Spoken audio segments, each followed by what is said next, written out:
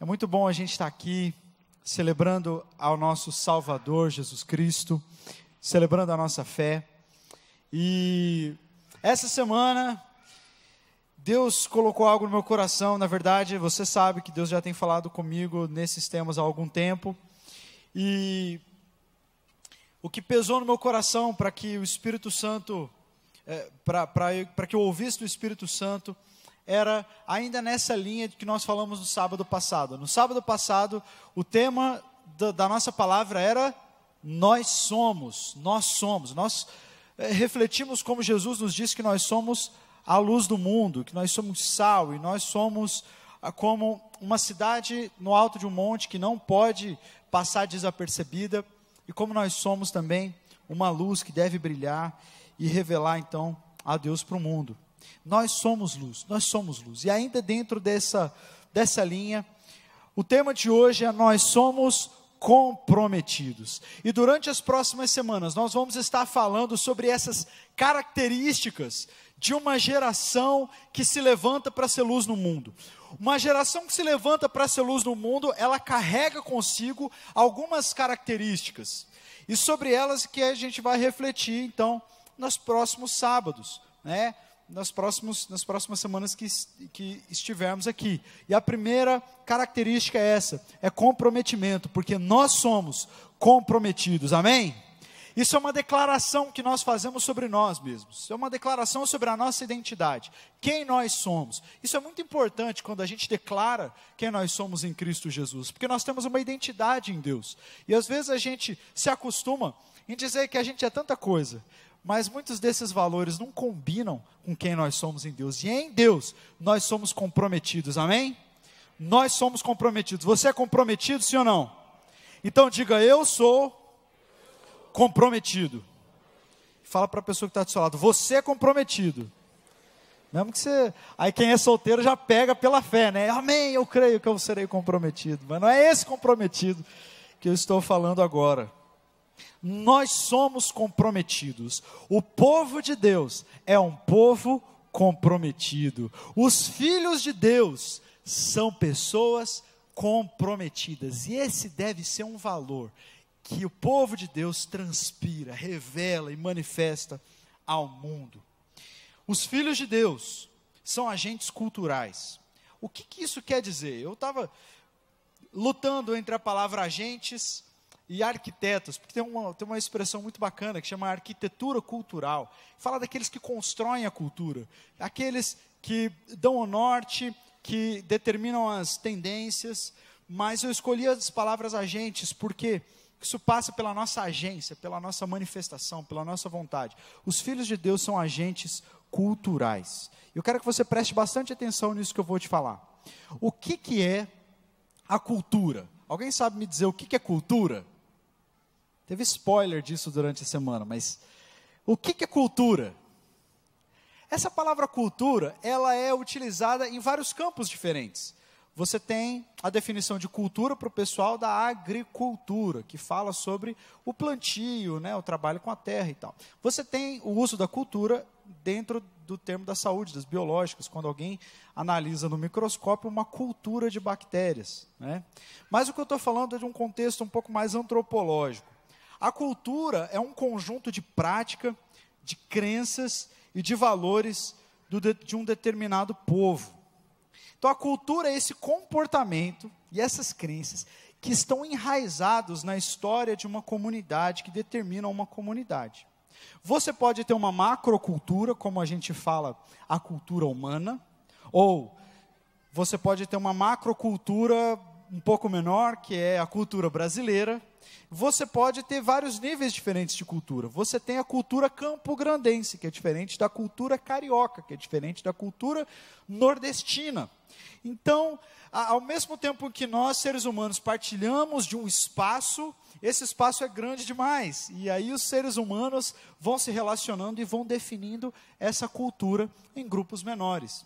Então, apesar de nós termos, por exemplo, vários grupos indígenas do Brasil, cada grupo indígena tem a sua própria cultura, vários deles com uma língua diferente também, um idioma diferente, não é? Um dialeto. Então você também tem uma microcultura, por exemplo, lá dentro da sua casa. É ou não é? a sua família tem uma cultura, que é diferente da cultura que vive do outro lado do muro, da outra família. Então são duas culturas diferentes. Quem aqui já casou? Quem aqui é casado? Então quando a gente se casa, a gente percebe esse choque de cultura, é ou não é? Aí você fala, poxa vida, mas a gente nasceu na mesma cidade, ficamos na mesma igreja a vida inteira, a gente é amigo há 39 anos. E aí quando a gente casa, ainda assim a gente percebe que as culturas são diferentes, é ou não é? Isso aconteceu comigo também com a Carol. A Carol ela é carioca, então ela é mais assim, pô, não sei o que lá, ela já, né, vai metendo moral e tal, e aí eu, tipo assim, não, na minha casa a gente não conversa nesse tom, a gente é educado, né? Ah, pô, mas quem que tá sendo mais educado aqui? Quem que tá discutindo aqui? Pô, que vacilo, não sei o quê. Não, calma, ela, tô calma. É cultura. A cultura é aquilo que a gente acaba fazendo e a gente nem percebe. A cultura, ela é tão enraizada na gente que a gente faz sem perceber, né? Tem gente que é crente, aceitou Jesus, mas está andando na rua, vê uma escada, passa por fora, não passa por baixo da escada. É um negócio da cultura, ela não para pensar, não, mas, pô, o sangue de Jesus me cobre, eu sou cheio do Espírito, posso passar debaixo da escada. É um negócio meio automático, a cultura é isso que é automático. Quem aqui tirou carta de motorista já? Dirige. Glória a Deus, oh. Glória a Deus aí pela tua carteira aí. Quando você aprendeu a dirigir, você tinha que prestar muita atenção no que você fazia. É ou não? É ou não é? Você tem que parar, agora eu estou ligando o carro. Agora, primeira, agora embrear. Não é ou não é? E aí você tinha que ficar calculando as coisas. Quem aprendeu a dirigir aqui sabe que é assim. Quem está aprendendo sabe como é que é. Você tem que prestar atenção em tudo. E aí você tira a carteira e você vai se acostumando, você vai dirigindo, e aquilo passa a virar a sua cultura. Você tem o seu jeito de dirigir. Tem gente que dirige assim, né? Segurando o volante. E aí você vai entrar no carro depois dessa pessoa, você tem que fazer um malabarismo para puxar o banco para trás, né? Enfim, lá em casa isso acontece direto, né? Por causa da diferença de tamanho. Por quê? Porque cada um tem um jeito de dirigir. E depois que você já dirige há bastante tempo, você tem a capacidade, não sei se isso já aconteceu com vocês, você estava na faculdade e aí recebeu a nota da sua prova, e foi uma lástima, e naquele dia você saiu pensativo do seu futuro na sua profissão, né, que você estava fadado ao fracasso por causa daquela nota baixa, e aí você entrou no seu carro, e você foi para casa, e quando você percebeu, você já estava em casa, você não lembra do semáforo, você não lembra de quem cruzou com você, você não lembra se você parou na preferencial ou não, é ou não é? Não acontece assim, por quê? Porque já virou cultura, você faz sem pensar. Quer ver? Quem aqui quer um chiclete? Quem aqui quer um chiclete? Vem aqui pegar o chiclete, quem quer o chiclete? Aí, ó, foi mais rápido que todo mundo. Você vai ter uma participação muito especial no nosso culto, você vai pegar esse chiclete e vai comer aqui mesmo. Aqui na frente mesmo. Uma salva de palmas para ele, gente. Agora, peraí. O que você vai fazer com o papel? Cadê o papel? Tá aí. Por que você não jogou no chão? Cultura. Pode descer, obrigado. Cultura, você não precisa mais parar para pensar em nome de Jesus, né? Que você não joga papel no chão, mas você não precisa parar para pensar assim, não, peraí, eu estou comendo um chiclete, eu não posso jogar. Não, é normal, você pega e já coloca no bolso, ou procura um lixo. É cultura, vira natural. E o povo de Deus carrega também uma cultura. A nossa cultura campograndense, a cultura do mundo, a cultura do homem, ela tem os seus valores. Ela tem aquilo que ela aprova e aquilo que ela desaprova. E isso é normal. A gente convive com isso. Mas o reino de Deus, aquilo que a gente chama de reino de Deus, tem muito a ver com a cultura, porque o reino de Deus também tem os seus valores. O reino de Deus também tem coisas que ele aprova e coisas que ele desaprova. O reino de Deus tem as suas crenças, o reino de Deus tem os seus valores. E tem muitos cristãos que infelizmente se dizem cristãos, mas não vivem na cultura do reino de Deus, não vivem pela cultura do céu. Os valores deles são os mesmos valores das pessoas que não conhecem a Deus. Eles aprovam as mesmas coisas e desaprovam as mesmas coisas, têm as mesmas crenças e não são diferentes em nada. Mas tem outras pessoas que vivem tão intensamente a sua relação com Deus e conhecem a Deus na Bíblia, e conforme eles vão lendo a Bíblia, eles vão percebendo, não, peraí, existe um outro tipo de comportamento, existem outros valores, tem coisa que a sociedade diz que está tudo de boa, mas o reino de Deus diz que não. E aí fica a questão, você vai viver pelos valores da cultura do mundo ou pelos valores da cultura do céu? Você vai viver pelos valores do reino ou pelos valores do mundo? E a gente precisa conhecer quais são esses valores do reino. A gente precisa conhecer quais são os traços dessa cultura divina que nós, como filhos de Deus, precisamos carregar. E, infelizmente, tem um cara que eu gosto muito, ele diz assim, que toda vez que a cultura muda, a igreja é a última a chegar, a igreja é a última a saber. A cultura muda, a arte muda, a filosofia muda, as relações sociais mudam, os arranjos sociais mudam, está todo mundo sabendo, o mundo todo já está funcionando, e a igreja está lá atrasada. É sempre a última no fluxo das mudanças culturais. Isso é uma derrota tremenda. Você sabe que nos primeiros séculos da era cristã, o dia de adoração, o dia em que as pessoas paravam tudo para se reunirem em culto, seja a Deus ou a qualquer divindade que eles adoravam, era o sábado. Dentro da Palestina, dentro do Israel daquela época, isso era muito comum, era no sábado. Então as pessoas iam para a sinagoga, iam para o templo no sábado. Várias religiões pagãs também faziam isso no sábado. Quando o cristianismo começa a crescer, os primeiros cristãos, muito antes de Constantino, de toda aquela coisa e tal, do paganismo, do cristianismo e tal, quando os primeiros cristãos começaram a se reunir, eles começaram a se reunir no domingo. Por quê? Porque domingo era o dia da ressurreição de Jesus. Então, muito tempo se passou, e quando a gente olha para o mundo hoje, qual é o dia no calendário mundial onde todo mundo para descansar, que é quando as pessoas vão à igreja, é mais ou menos o dia oficial de culto, é no domingo. Os cristãos estiveram à frente dessa mudança cultural. Os cristãos precisam sempre estar na vanguarda das mudanças culturais. A gente não deve ficar simplesmente chegando em último lugar, mas nós devemos promover as mudanças na cultura que tornem o nosso mundo mais parecido com o mundo como Deus o quer. Amém? Quantos aqui estão me entendendo? Papo meio sociológico, mas eu creio que Deus está levantando a nossa geração para ser uma geração que reflete e uma geração que muda a sua cultura. Que a gente esteja disposto a viver por valores que talvez a nossa sociedade não corrobora, mas são os valores do reino de Deus. E não são só algumas atitudes, gente. Não é só uma atitude isolada, é para que isso vire cultura. Então, esse traço, nós somos comprometidos, não é um chamado para você fazer um compromisso no ano, ou para você renovar um compromisso só que você já tinha perdido e tal, ou simplesmente para ficar fazendo cosquinha aí no seu espírito, te trazendo alguma informação nova. De forma nenhuma. Nós somos comprometidos, porque o comprometimento precisa virar um traço da nossa cultura, e a gente se torne comprometido sem nem perceber. A gente se torne gente de palavra, gente firme, gente forte, gente corajosa, gente que começa e termina, e que isso seja natural para nós, que a gente não precise ficar fazendo esforço. Essa é a vontade de Deus para nós. Você tem o Espírito Santo para que você se torne um modelo de comprometimento para o mundo, amém? Porque o comprometimento não é uma atitude espiritual que tem só a ver com as coisas dentro da igreja, ou o seu compromisso com Deus. Quantas pessoas aqui tem subordinados no trabalho, tem funcionários abaixo de si? Quantas pessoas têm funcionários?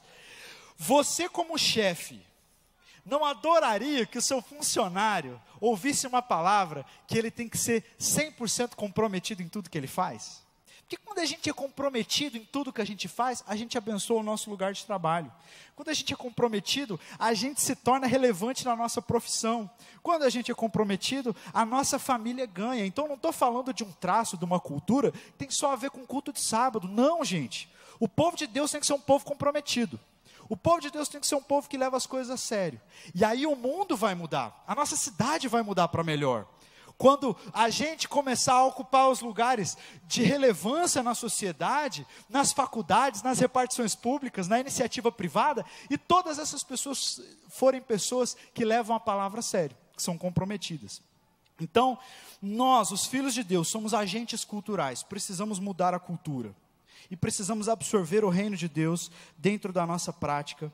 E isso vai fazer com que a gente ilumine também a cidade. A maneira da gente ser luz na cidade, como a Marcela estava falando, não é apenas através da pregação do nome de Jesus. Vai ter espaços e ambientes onde você não vai poder se levantar num primeiro momento para falar o nome de Jesus, mas você vai poder ser 100% comprometido. Isso vai fazer com que as pessoas olhem para você e falem assim, puxa vida, o que essa pessoa tem de tão diferente? Ela é uma pessoa que leva as coisas a sério. Olha, eu nunca conheci alguém que levasse essas coisas tão a sério. Eu me lembro que, quando eu estava na faculdade, tinha a comissão de formatura. Participar de comissão de formatura é um problema, né? Porque você lida com dinheiro e muitas vezes as pessoas que estão lidando ali também não têm o mesmo tato que você.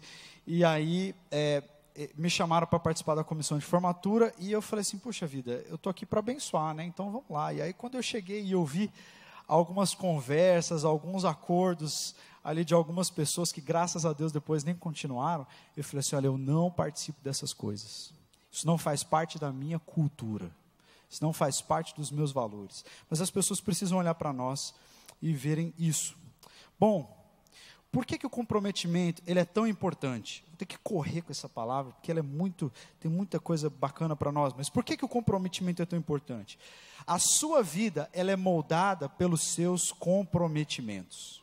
A sua vida é determinada por aquilo com o que você se compromete. E você, invariavelmente, vai se tornar aquilo com o que você se compromete. O seu futuro está condicionado pelo seu comprometimento. O comprometimento também está ligado à conquista. E se você nunca se comprometer com nada, você nunca vai conquistar nada. Porque toda conquista passa por comprometimento. Conquista, crescimento, maturidade, é coisa para quem tem comprometimento. Quem não tem fibra, quem não leva as coisas a sério, quem não tem palavra, quem começa e não termina, pessoas sem comprometimento nunca conquistam nada, infelizmente. E aí, eu não estou falando do contexto em que você nasceu, quanto dinheiro seus pais têm, aonde você estudou. A gente está cansado de ver gente que socialmente não tinha condição nenhuma, mas tem comprometimento e por isso prospera na vida. E também estamos cansados de ver filhinha de papai, que tinha toda a condição do mundo, mas faltava comprometimento. E por isso, acaba não chegando a lugar nenhum. Então, nós precisamos nos comprometer, ser 100% comprometidos, porque a nossa vida é determinada por aquilo com que a gente se compromete. E quando a gente olha para a Bíblia, é muito fácil perceber isso. Todos os modelos bíblicos para nós, de homens e mulheres, sejam eles grandes como Moisés, ou pequenos como Ruth, todos eles foram modelos para nós por causa do seu comprometimento. Não foi por causa das suas performances, não era por causa do talento deles. Vários deles não tinham talento nenhum. Cara, Moisés, quando Deus o levantou, ele falou assim, Deus, eu sou gago, eu não vou conseguir falar, eu não tenho esse talento, eu não tenho esse tino de liderança. Mas havia comprometimento. Quando ele entendeu que Deus estava com ele, ele se comprometeu e foi até o fim. E ele se tornou modelo para nós por causa do seu comprometimento. Então, todo mundo na Bíblia, quando a gente olha lá para Hebreus, nos capítulos 10 e 11, a gente vê os heróis da fé. E os heróis da fé foram modelos de comprometimento. Então, comprometimento é um valor bíblico. Deus espera que os seus filhos carreguem isso como traços culturais. O comprometimento. Grandes pessoas são, na verdade, pessoas comuns que se comprometeram com uma causa maior do que elas mesmas. É isso que faz grandes pessoas. São pessoas comuns, mas que têm um compromisso com algo que é maior que elas mesmas. Se o seu único compromisso for você mesmo, isso não é razão suficiente para você levantar da cama de manhã. Mas quando você se compromete com algo maior que você mesmo, você tem a condição de fazer uma mudança no mundo. E eu quero contar rapidamente uma história para vocês. E essa história, ela é muito doida. Depois, vocês podem pedir pro Felipe Breder, lá no Panorama de Antigo Testamento, explicar ela com mais detalhes para vocês, porque é uma história esquisita, mas ela tem alguns valores para nós, é a história de Jefté. Jefté foi um cara, ele ficou marcado na história por causa de um voto que ele fez. E eu quero contar rapidamente a história dele. Jefté, ele era um filho bastardo. O pai dele tinha tido esse filho fora do casamento e por isso ele foi rejeitado. E sendo rejeitado, ele cresceu meio que à margem, se tornou tipo um líder de gangue, né? Líder de bando. E aí, só que o povo de Israel estava debaixo de ataque de outros povos, principalmente aqui dos amonitas. Os amonitas estavam subjugando o povo de Deus. E aí, então, o pessoal chegou para Jefté e falou: Jefté, você pode nos liderar, né? E ser o nosso líder, nosso general. E aí, Jefté foi. E aí, Deus tinha falado para Jefté que Deus ia abençoar a batalha, que o povo de Deus ia vencer aquela batalha. Mas, mesmo assim, ele fez um voto a Deus. E o texto de Juízes, capítulo 11, versos 30 a 39, não falei ontem, trolei a produção, né? Perdão.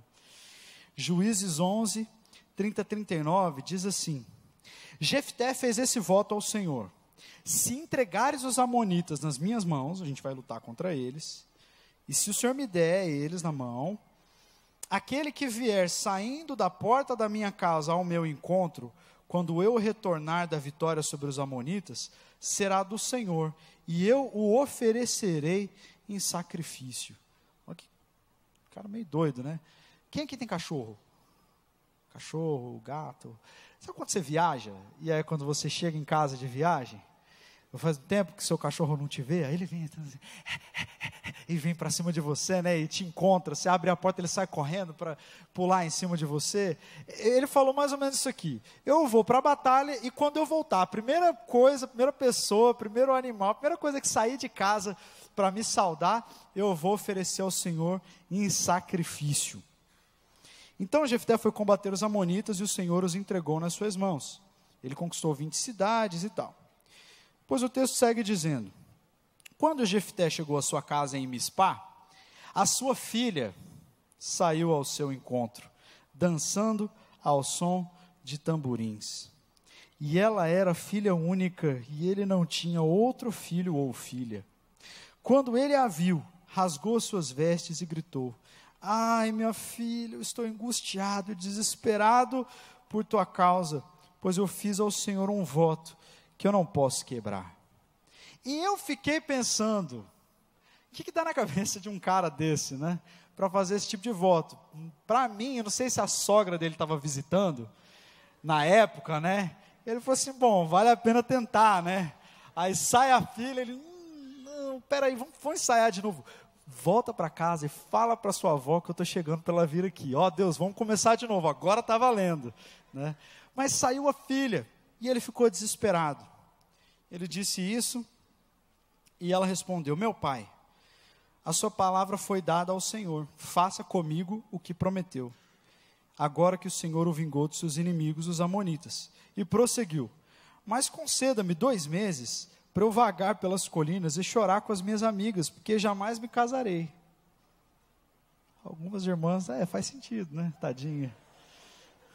Tem gente que não quer nem que Jesus volta, né? Não volta não, que eu quero casar. Pô, Jesus é melhor que o seu casamento. E ele disse: vai. E deixou que ela fosse por 2 meses. Ela e as suas amigas foram para as colinas e choraram porque ela jamais se casaria. Passados os 2 meses, ela voltou ao seu pai, e ele fez com ela o que tinha prometido no voto, e assim ela nunca deixou de ser virgem.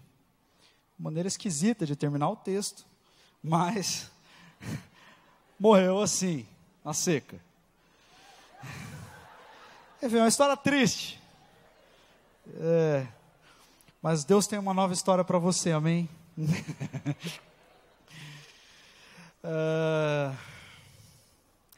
Quando a gente lê essa história, a primeira pergunta que a gente faz é assim: por que esse Jefté, vendo que a filha dele tinha saído, por que ele prosseguiu em cumprir aquele voto? Por que ele continuou? Ele viu que era a filha dele, dava para ele falar com Deus, ou alguém chegar e falar, cara, ó, não é assim, Deus não precisa dessas coisas. Na verdade, Deus nunca pediu que você fizesse esse voto, e diante da lei de Deus, qualquer sacrifício assim é pecado. Mas ele não sabia, ele foi usado por Deus sem conhecer a Deus, e esse é um grande perigo. A gente pede para Deus nos usar, mas a gente nunca conhece a Ele. Aí quando Deus nos usa, a gente dá uma presepada dessa, assim como Jefté fez. Mas a gente se pergunta, por que ele continuou? Por que ele concluiu aquela promessa? E é isso que eu quero chamar a atenção. Não estou dizendo que aquilo que ele fez foi certo, estou dizendo só o que aconteceu, o que o texto diz. O que eu quero chamar a sua atenção é que a gente pensa assim, por que ele prosseguiu em concluir o voto?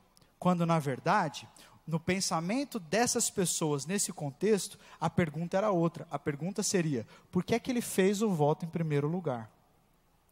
Por quê? Porque naquela época as pessoas levavam a palavra a sério. Então não faz sentido para ele, nesse contexto, perguntar por que ele cumpriu o voto. Não, lógico que ele cumpriu o voto, porque as pessoas cumpriam os seus votos. A pergunta teria talvez que ser outra, por que ele fez o voto em primeiro lugar? Mas feito o voto, ele vai ser cumprido. Tanto que você percebe que nem a filha dele questiona. Ela falou, bom, agora que você já fez, eu vou ter que, né? Alguns até questionam se era um sacrifício mesmo, se ele matou a filha, ou se ele só prometeu ela em celibato, né? Enfim, isso não veio ao caso. Mas o fato é que essa cultura era uma cultura que valorizava muito a palavra e o voto e o comprometimento. E a nossa cultura não valoriza.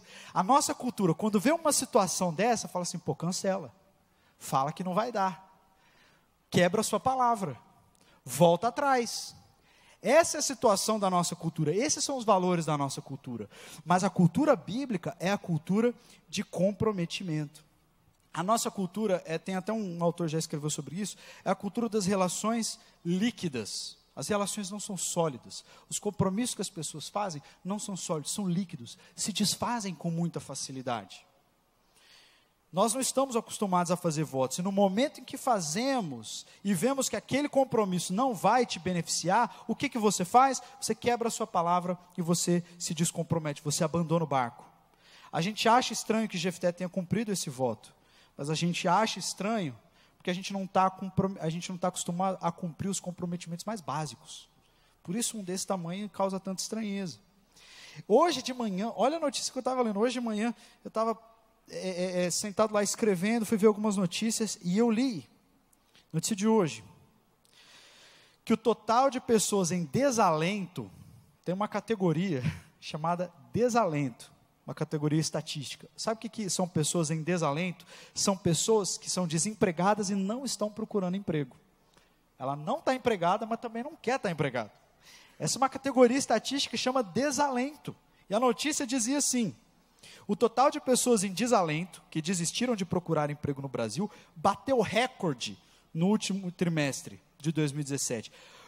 4.352.000 pessoas deixaram de procurar emprego no final do ano passado. Ok, a gente não pode olhar a estatística assim, porque tem muita gente que é autônomo, então não é um emprego formal, tem um emprego informal, tudo bem. Mas o que eu quero chamar a sua atenção é que na nossa cultura, muitas pessoas estão assim, elas estão numa situação ruim, de desemprego, estão numa situação em que elas gostariam de melhorar, mas nem disso elas vão atrás. E ficam lá desalentadas. Desalentada não, é preguiçoso. Não, porque tem muitas pessoas que precisam de emprego e vão atrás, mas tem muita gente que simplesmente depende das outras condições de vida das outras pessoas e não fazem nada para mudar a sua situação. Outra notícia que eu li, que o divórcio no Brasil cresceu mais de 160% na última década. O número de divórcios cresceu no país, e esses são dados da pesquisa estatística do Registro Civil, publicados pelo IBGE, indicam que no ano passado foram homologados 341 mil divórcios, um salto significativo em relação a 2004, quando foram registrados 130 mil divórcios. De 130 mil foi para 341. Isso revela, estou lendo a notícia, tá? Isso revela uma gradual mudança de comportamento da sociedade brasileira, que passou a aceitar o divórcio com maior naturalidade. Falta de comprometimento. Uma cultura que está se instalando. uma cultura de passividade, uma cultura onde se eu tenho que sair da minha zona de conforto, eu prefiro sair do barco. Isso é muito errado. Estatisticamente, a nossa geração é a geração que menos assume riscos, menos assume projetos de longa duração. A nossa geração é a geração do desmarca. Já viu isso? Puxa, ficou de... vamos desmarcar, vamos desmarcar, vamos desmarcar. Tudo desmarca, tudo larga a mão. É o show dos atrasados do Enem. É ou não é? Diz sim para tudo, mas não termina nada. Mesmo quando a gente separa um tempo para vir cultuar a Deus, isso é um dado estatístico, 60% das pessoas acham que não é importante chegar no horário, quando vem ao culto. Olha a cultura do descomprometimento do mundo, começando a contaminar os filhos de Deus. Eu não estou dizendo essas coisas, meu irmão, para te colocar para baixo, mas eu quero que você saia daqui sabendo que não é essa cultura que Deus tem para você. Essa não é a cultura do céu. O valor bíblico para a nossa geração é que a gente seja modelo de comprometimento para o mundo, porque o reino de Deus não vai ser revelado por um bando de pessoas frouxas e instáveis, mas por um exército de pessoas valentes e comprometidas. Você quer brilhar no mundo? Você quer que a sua luz brilhe? Você precisa falar de Jesus também através do seu comprometimento. As pessoas precisam olhar para você e saber que na sua sala você é a pessoa mais comprometida. Você leva o estudo a sério. E o meu sonho é pegar as listas, das médias no final dos semestres em todas as faculdades e ver que os membros da nossa juventude estão nos primeiros lugares em todas elas, em nome de Jesus. O meu sonho é conversar com o chefe de todo mundo aqui e falar assim: ele é a funcionária padrão, modelo. Queria que todo mundo trabalhasse e estudasse e se esforçasse que nem ela ou que nem ele. Esse é o meu sonho, essa é a cultura de Deus para nós. Vamos ter uma cultura de pessoas comprometidas, sim ou não? Amém? Nós somos comprometidos, amém? Diga comigo, nós somos comprometidos. Por que nós não nos comprometemos muitas vezes? Eu separei algumas razões aqui. Em primeiro lugar, muitas vezes a gente não se compromete porque a gente está comprometido com outras coisas menores. A gente enche a nossa vida e o nosso tempo com coisas que não têm nenhum valor eterno. E aí quando aparecem oportunidades de realmente subir ao próximo nível, não há mais espaço na agenda. Não é porque você não descansa. A pessoa fala, não, mas eu tenho que descansar. Sim, queridão, você não descansa fazendo maratona de 7 séries ao mesmo tempo. Tá bom? Escolhe uma. Aí você pode descansar. Mas se você encher a sua agenda com coisas supérfluas, com coisas que você está exagerando numa certa medida, quando Deus te chamar para você subir para o próximo nível, você já vai estar cansado, sem energia, sem criatividade. Já vai estar com a língua de fora. E nós precisamos entender isso, que às vezes a gente se compromete com outras coisas menores. A gente fica acostumado a sempre fazer a mesma coisa, do mesmo jeito, na mesma rotina, e isso nos rouba grandes oportunidades. A Bíblia diz lá em Efésios 5, versículo 15 a 17, tenham cuidado com como vocês vivem, que não sejam como insensatos, mas como sábios, aproveitando ao máximo cada oportunidade, porque os dias são maus. Portanto, não sejam insensatos, mas procurem compreender qual é a vontade do Senhor. Qual é a vontade do Senhor para você? Esse ano é ano de quê? Um dos maiores testemunhos negativos sobre o descompromisso das pessoas, sabe qual é? Os cursos de inglês. Os cursos de inglês têm uma lista de muitas pessoas, e isso pode ser um testemunho negativo sobre muitas pessoas, muitos daqui inclusive.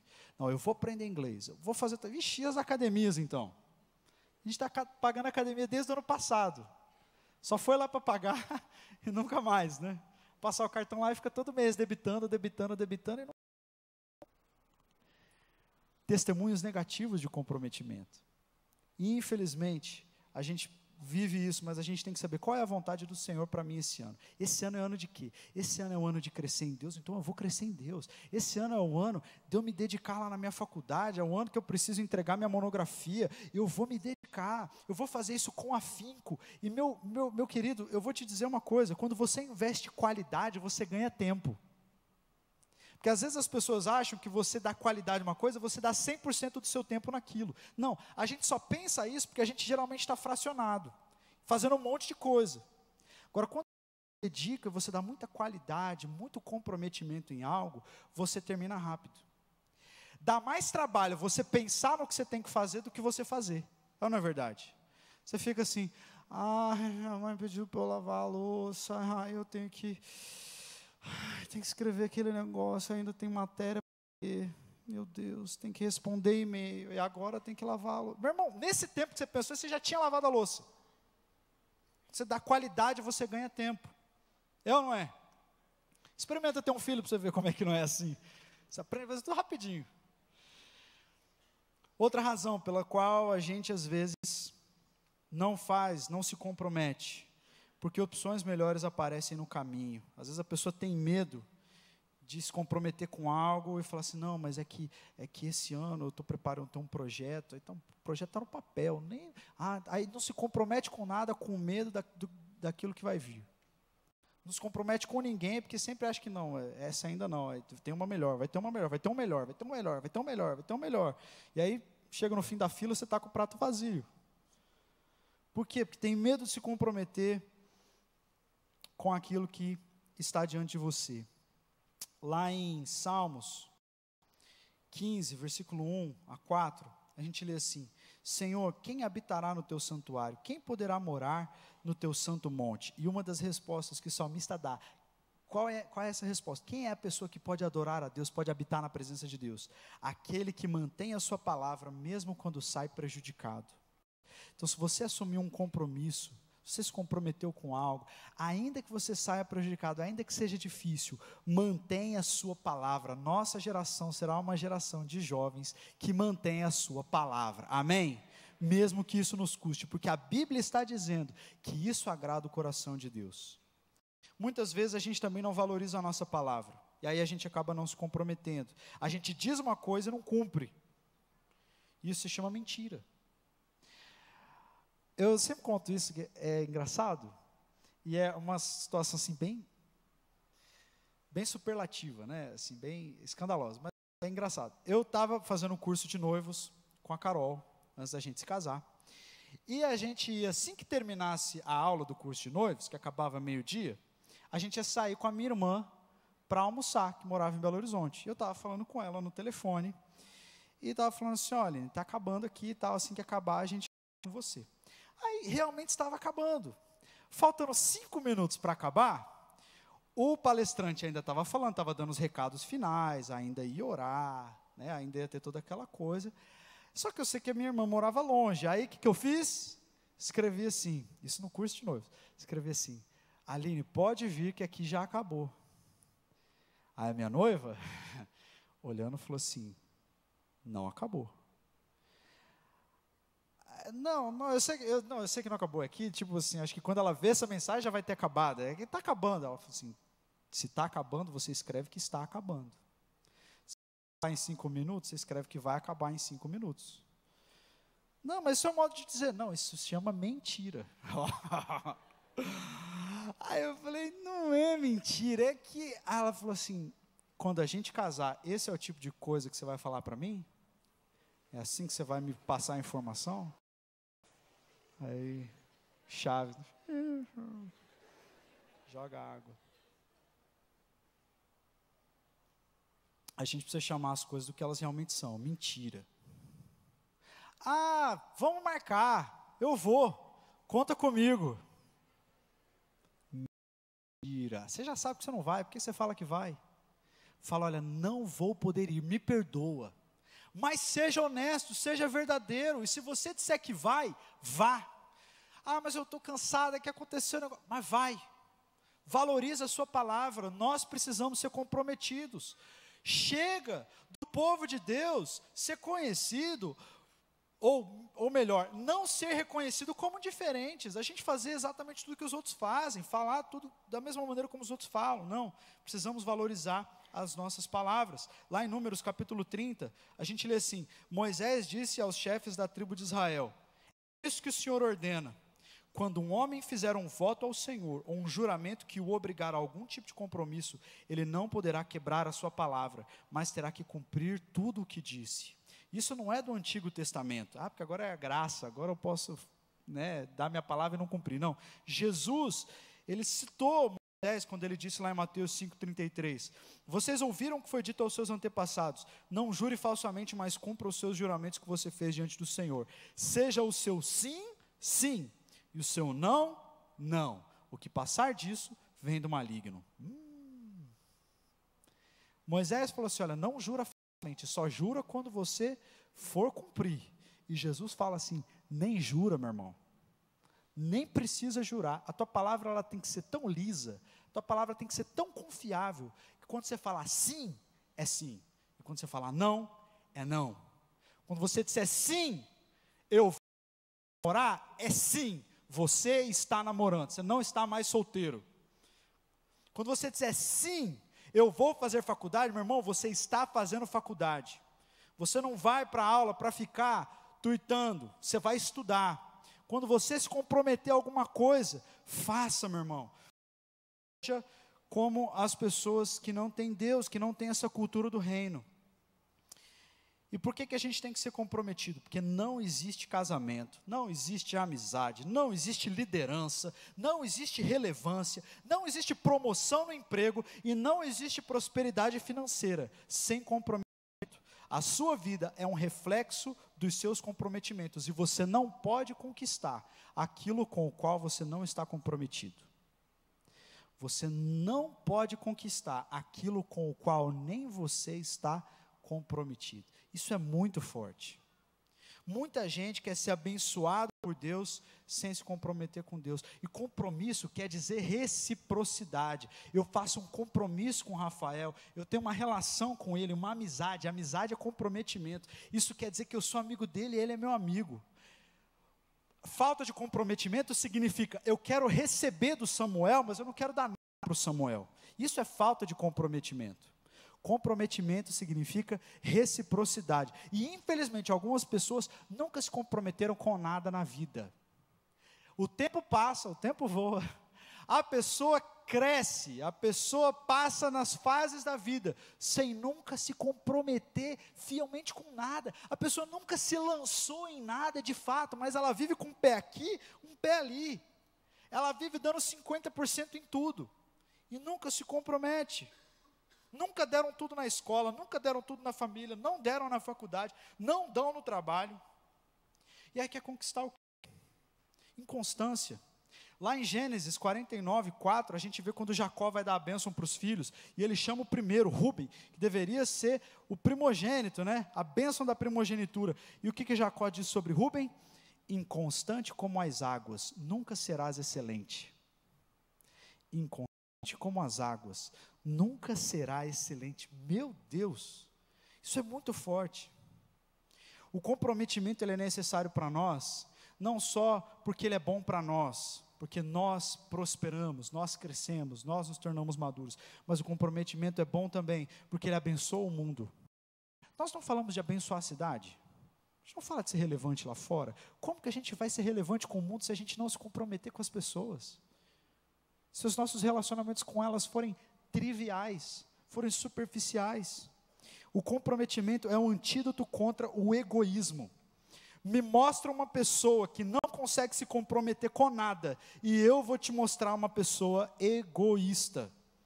Porque a pessoa só está centrada em si, naquilo que ela precisa, naquilo que ela quer. Eu quero extrair, eu quero receber, mas eu não quero dar nada. E comprometimento a gente tem que dar. Comprometimento a gente tem que estar presente.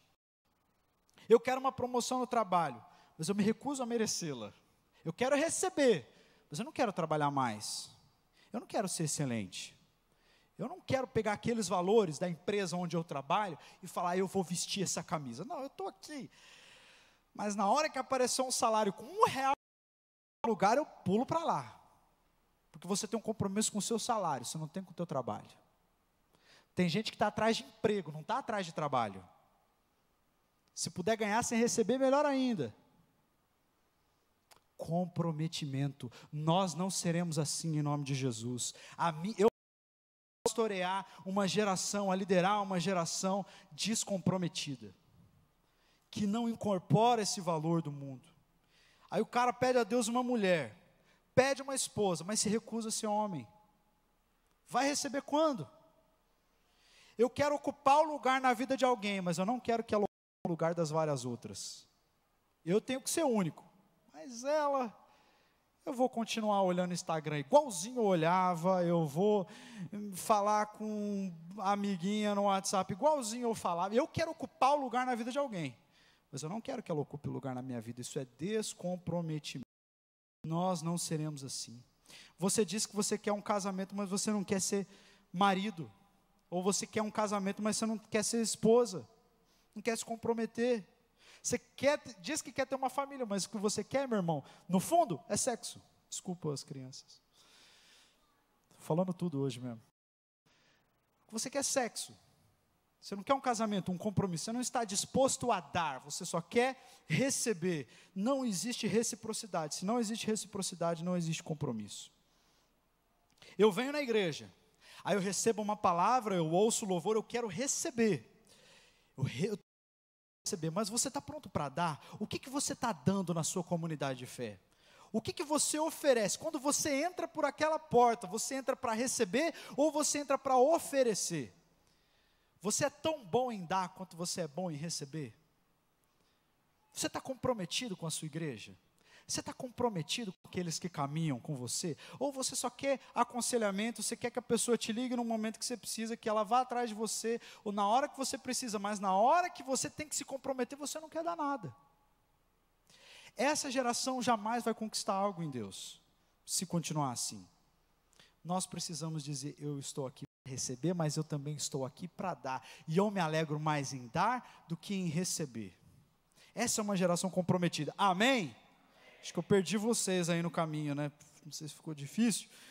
Mas é assim. Tanta gente quer uma nova vida sem precisar mudar de vida. Você quer uma vida nova, mas você não quer mudar. Eu lembro do pastor T.D. Jakes, ele falou assim, meu irmão, se você quer subir ao próximo nível, você precisa mudar. E a sua vida vai mudar. Se você comprar um cachorro, a sua vida vai mudar. Se você comprar um gato, a sua vida vai mudar. Como é que você quer arrumar um namorado, uma namorada, um marido ou uma esposa e achar que você ainda pode levar uma vida de solteiro? Não vai. Não pode. Como que você quer ocupar o próximo nível dentro da sua profissão se você não percorre o caminho? Se você não vai atrás, sai para distribuir currículo, meu irmão. Está com tempo livre, tem tanto curso gratuito na internet, no YouTube, tanta coisa boa, senta para aprender. Vai aprender uma nova língua. Tira que seja 30 minutos do seu dia, mas se compromete com alguma coisa. Nós somos comprometidos, nós precisamos levantar. Senão, não adianta você ficar aqui esperando que Deus te abençoe ou que Deus faça aquilo que nem você está comprometido a fazer. Deus não dá boa nota a quem não estuda. Não tente barganhar com Deus, porque Ele não abençoa aquilo com o qual você não é comprometido. Senhor, abençoa minha célula. Abençoa minha célula, estou aqui, eu oro, eu levanto a mão, eu ajoelho, eu venho aqui na frente, eu choro. Mas eu não estou comprometido com as pessoas. Se eu não me comprometo com as pessoas, por que eu peço para que Deus abençoe? Deus não abençoa aquilo com o qual nem eu estou comprometido. E nós precisamos levar isso a sério. Não adianta você, pode vir aqui, você pode vir no Tadel, você pode vir para o retiro. Se você não se comprometeu com aquilo que Deus te deu, você nunca vai ver a altitude que você poderia alcançar. Vai ser aquela pessoa que fala assim, nossa, se essa pessoa fosse mais comprometida, se eu tivesse feito, se eu tivesse estudado mais, se eu não tivesse desistido no meio do caminho, se eu tivesse permanecido naquilo que Deus me deu, se, eu extraí tudo, mas eu não quis dar nada, faltou comprometimento. E a gente está ficando mais velho, o tempo está passando, a gente está ficando sem desculpa para dar, a gente está ficando sem gente para culpar, para o fracasso. Isso precisa ser levado a sério se a gente realmente quer viver um avivamento. E se a gente quer realmente ver a nossa casa mudar. Agora que eu tenho uma filha, eu sei como é que está trabalho. E quem me vê só com uma e tem dois, fala assim, você não sabe de nada. Aí o cara que tem três, olha isso. Mas deixa eu te dizer uma coisa. Olha para a tua família, olha para a tua casa. Eu e a Carol, a gente pensa quase que o tempo todo na Clara. Se ela está com a gente está cuidando. Se ela não está, a gente está pensando como é que ela está. Ela está na escola. Puxa vida, eu sei o que é ficar acordado a noite toda com a neném com febre, ter que trabalhar no dia seguinte, e não sentir nem sono, de tanta preocupação que eu estava com ela, se ela estava bem ou não. Eu sei o que é ter que desmarcar as coisas para ter que levar minha filha correndo no médico. A gente só pensa nisso o tempo todo. Se ela está com diarreia, muda o leite. Se ela está apareceu uma manchinha, tem que ligar no médico, tem que fazer isso, tem que comprar remédio, tem que colocar o ferro no leite, tem que colocar vitamina D. O tempo todo eu estou pensando na Clara. Eu limpo aquele bombonzinho lá várias vezes no dia. Eu estou comprometido com a minha filha. E você, teve alguém que se comprometeu com você. Talvez sua mãe, ou seu pai, ou se você cresceu com avós, ou com tios, ou seja que te criou, deu muito a você. Teve alguém que só pensava em você. E como é que você retribui? Qual é o teu comprometimento dentro de casa? Você só recebeu e agora responde a tua mãe de qualquer jeito? Meu irmão, em nome de Jesus, se converte. Vai responder as pessoas que só pensaram em você durante anos de qualquer jeito. Não, a nossa geração vai ser uma geração que honra. Vai ser uma geração que não só recebe, mas que dá também. Uma geração comprometida, amém? Nós somos comprometidos, porque isso é bom para nós, nos abençoa, leva a gente a alcançar o que Deus tem, primeira razão. Segunda razão pela qual a gente é comprometido, o nosso comprometimento transforma o mundo. E em terceiro lugar, a gente é comprometido, porque o nosso comprometimento aponta para o comprometimento de Deus conosco. Eu digo que Jesus me salvou, que Jesus mudou a minha história, mas eu não vivo para Ele. O que eu estou dizendo para as pessoas do mundo? Que Jesus é apenas uma peça na minha oratória religiosa. Porque se eu não me comprometo com Ele lá, eu estou dizendo que o compromisso dele comigo não valeu de nada. Porque se o comprometimento dele comigo realmente valesse alguma coisa, então eu realmente viveria para Ele. O nosso comprometimento, a maneira como nós levamos a Deus e as pessoas a sério, ela revela quanto valor nós damos a Cristo Jesus, ao comprometimento dele. Porque lá em Filipenses 2, nós lemos que Jesus, embora sendo Deus, ele não considerou que ser igual a Deus era algo que ele devia pegar-se, mas ele esvaziou-se a si mesmo, e ele se tornou servo, semelhante aos homens, e sendo encontrado na forma humana, ele humilhou-se a si mesmo, ele foi obediente até a morte de cruz. Que exemplo de comprometimento. Sabe por que você está aqui hoje? Quem se comprometeu com você? Porque o próprio Deus se comprometeu com você. Deus se comprometeu a te dar uma história nova. Deus se comprometeu a te dar uma vida abundante. Deus foi as últimas consequências para garantir que você tivesse algo para dar ao mundo e não só a receber. Deus se comprometeu com você e Deus se compromete ainda hoje. Deus está comprometido com você. Você está comprometido com Deus? Quando nós nos levantarmos e a gente for, gente, um tipo de gente diferente, que quando fala, acontece.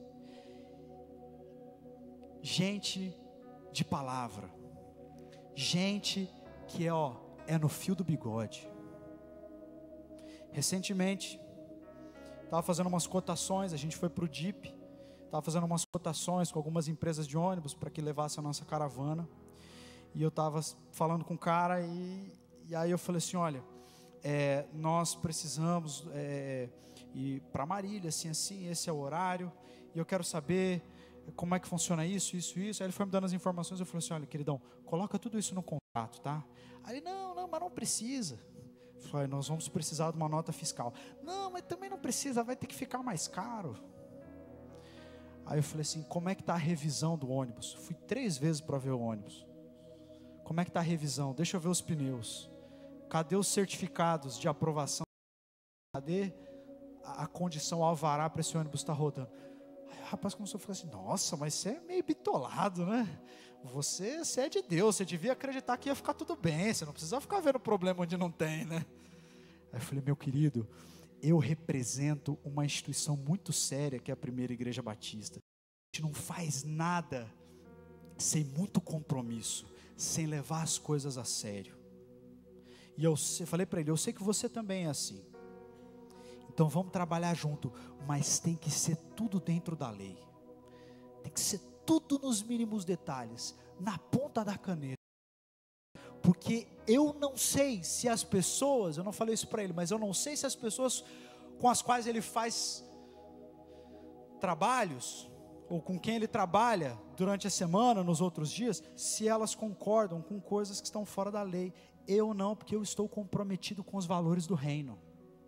Estou comprometido com os valores, com a cultura do céu. E eu sonho, meus irmãos, que nós aqui, líderes, tem tantos líderes de célula aqui, supervisores, esse é um chamado para você nessa noite, para você renovar o seu compromisso, o seu comprometimento com aquilo que Deus te deu. Leve a sério, dê o seu melhor, e Ele vai te abençoar em nome de Jesus. Deus abençoa as pessoas que se comprometem com Ele, com as coisas. Se você está aqui, você precisa renovar o teu compromisso, faça isso hoje. Fala, Senhor, eu estou percebendo que eu estou meio capenga, eu estou levando assim meio que de qualquer jeito, eu estou faltando com o meu compromisso. Eu não quero ser uma pessoa que envergonhe o teu nome, eu não quero parar no meio do caminho, eu quero ir até o final, porque eu sou comprometido, nós somos comprometidos, amém? E o mundo vai conhecer o que é gente comprometida de verdade, quando eles conhecerem a gente, amém? Quando eles com vocês, quando eles começarem a trabalhar nos mesmos lugares, a estudarem com vocês, eles vão ver o que é uma pessoa comprometida. E quando eles te perguntarem por que você é assim, você vai dizer assim, é a minha cultura, é assim que eu aprendi com meu pai, eu tenho a cultura do céu, são os valores do reino, amém? Fique de pé no seu lugar, encerrando, e a gente vai finalizar bem para cima. Eu quero te agradecer mais uma vez porque você veio aqui essa noite. Eu quero te convidar a você voltar, porque essa palavra vai continuar. Nós vamos falar sobre várias coisas. Nós somos generosos, nós somos amorosos, nós vamos passar por cada ponto da cultura do céu, cada característica que o povo de Deus deve ter. E aí nós vamos dizer, aqui dentro é assim, amém? Vira para a pessoa que está do seu lado e fala assim, aqui dentro é assim que funciona. Aqui dentro é no compromisso, aqui dentro é para levar a sério, amém? Renova o teu compromisso de casamento se você é casado.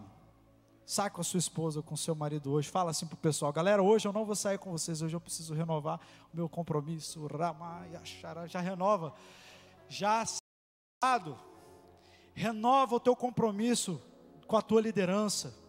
Seja aquele liderado que fala assim, olha, me perdoa porque eu estava aqui só sugando, eu não estava dando nada, mas eu aprendi que comprometimento eu tenho que dar também, tem que ser recíproco, amém? Para que você não perca amizades, visto como um sanguessuga, você vai ser visto como um cara comprometido com o reino, comprometido com os valores eternos da palavra de Deus, amém? Renova o teu compromisso lá no teu trabalho, chega lá no teu chefe, fala assim, tem alguma coisa que eu não estou fazendo? Tem alguma coisa que eu posso melhorar? Não sei se você já fez essa pergunta. Tem alguma coisa que eu posso ajudar? Meu irmão, você tem o Espírito Santo de Deus, e Deus vai dar para você solução que Deus não deu para ninguém. Deus vai dar para você a ideia que Deus não deu para ninguém, mas desde que você seja comprometido, amém? Feche seus olhos.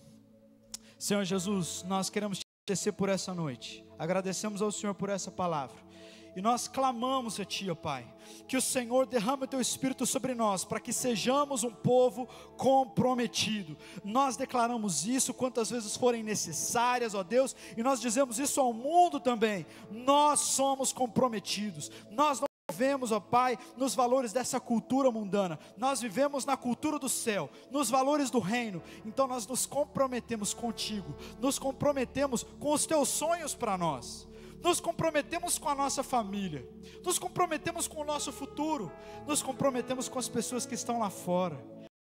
nosso comprometimento, elas verão, ó Deus, que simplesmente nós apenas estamos apontando para o que Jesus fez por nós na cruz, e é o comprometimento de Jesus que torna possível o meu comprometimento. Nós te louvamos, ó Pai, te agradecemos e te louvamos, no nome santo e bendito de Jesus. Amém e amém. Cadê os comprometidos? Levanta a mão, seu comprometido, fala: eu sou. Então eu espero você aqui sábado que vem, porque você é um comprometido, você já disse que vai vir, então você tem que vir. Traga a sua célula, traga os seus amigos, você quer contagiar com a cultura do céu, vai ser maravilhoso, vai ser tremendo. Que Deus te dê uma semana abençoada na presença dEle, uma semana de comprometimento, uma semana de vida, amém? Em nome de Jesus.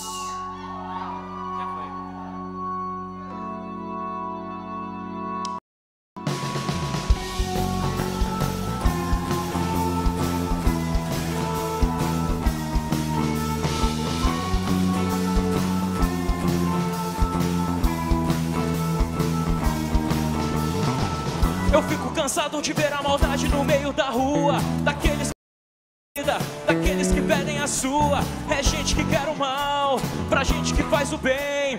É gente de dignidade que vive com medo de quem não tem. Diziam que eram coitados amordaçados pela censura, agora desfilam nas bancas, imprimem a própria ditadura. Pobre de ti, Betsaida, ai de ti, Corazim, essa nossa garganta virá o juízo do teu fim. E antes mesmo de toda a guerra, e antes mesmo de eu nascer, o princípio era o verbo, e o verbo era Deus. Eu sei que eu vou viver, e um dia eu hei de ver o meu país aos teus pés, Deus. Eu sei que eu vou viver, e um dia eu hei de ver o meu país aos teus pés.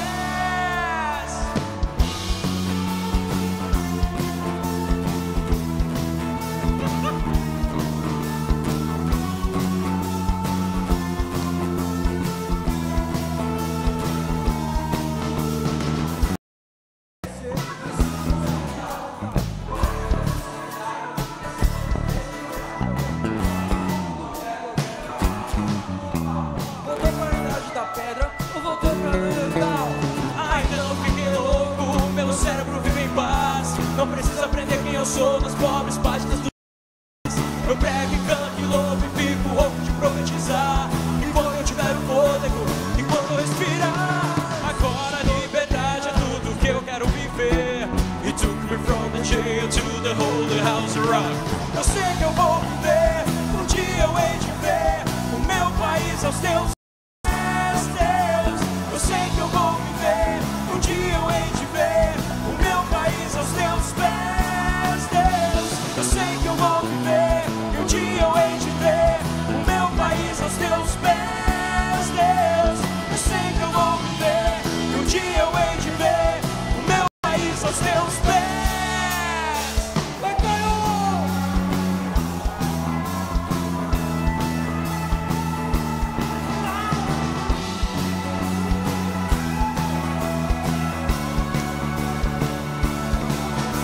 Eu sei que eu vou viver, e um dia eu hei de ver o meu país aos teus pés, Deus. Eu sei que eu vou viver, e um dia eu hei de ver o meu país aos teus pés, Deus. Eu sei que eu vou viver, e um dia eu hei de ver o meu país aos teus pés, Deus. Eu sei que eu vou viver, e um dia eu hei de ver o meu país aos teus pés.